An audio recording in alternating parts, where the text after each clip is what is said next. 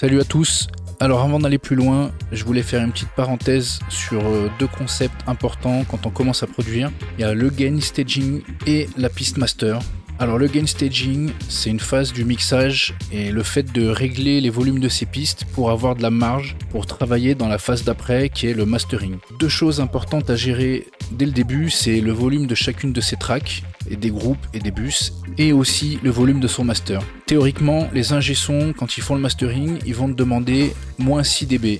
Ton track mixé avant de partir au studio de mastering, il faut qu'il ait ce qu'on appelle du headroom, c'est-à-dire de la place pour travailler de 6 décibels. Car lui, il va rajouter du traitement et il a besoin de cette marge pour faire travailler ses effets. Et pour que le master tape à moins 6 dB, il faut que tes groupes soient bien en dessous puisque le volume s'additionne. Donc en général, on travaille à moins 10, moins 12 dB.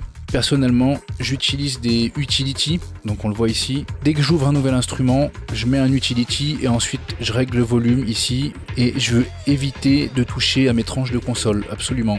Je veux qu'elles soient toutes à 0 dB, comme on peut le voir ici. Pour deux raisons. La première, c'est pour le mix dub.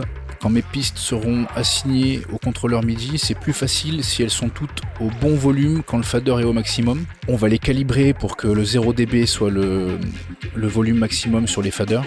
Et la deuxième raison, c'est que dans la phase de mixage, avant le mastering, je veux pouvoir venir peaufiner ces volumes. Quand ma track sera totalement terminée, je vais venir peut-être justement rajouter 1 ou 2 dB, monter ou descendre les instruments séparément. Et c'est beaucoup plus propre si dans cette phase de mixage, j'ai tout qui est à zéro et je peux travailler sur un truc qui est propre.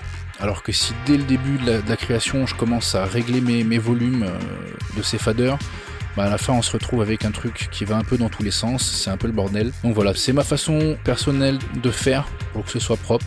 Et du coup, le deuxième concept, la tranche de master. Alors moi je travaille avec un égaliseur de type Pultec dans lequel je vais un peu pousser les basses, je vais un peu pousser les aigus à partir de 10 000 Hz. J'y mets aussi un émulateur d'enregistreur à bande et j'y mets un limiteur pour venir rattraper les 6 dB de headroom et écraser un petit peu les crêtes de dynamique. Alors vous allez souvent entendre qu'il faut surtout pas travailler avec des effets sur le master, avec un limiteur, des égaliseurs ou quoi que ce soit. Et ça a du sens quand on débute, parce que c'est vrai que si on commence à mettre des trucs sur le master, ça dénature tout le reste et on peut vite faire n'importe quoi. Mais je trouve que ça a aussi du sens quand on débute de savoir ce qu'on fait et de savoir comment on met des effets sur notre master. Et pour la simple raison qu'aujourd'hui on s'inspire de chansons qui ont déjà été masterisées, qui ont déjà une dynamique qui est travaillée, qui ont déjà été boostées dans les basses, qui vont être boostées dans les aigus pour leur donner le son qu'on entend sur les plateformes de streaming et dans nos albums préférés. Et donc si on commence à produire